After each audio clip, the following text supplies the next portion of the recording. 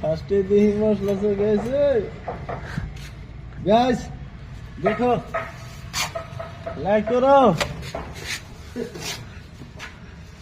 Share করো, আমরা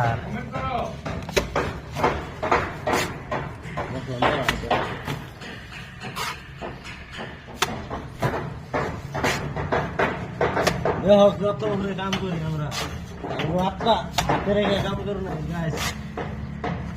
মানুষের তাও কিছু কিছু মানুষের পয়সা দিবার চায় না, মানুষের কাম করে কিছু কিছু মানুষের পাবে যে কাম করলে পয়সা মিলবে না।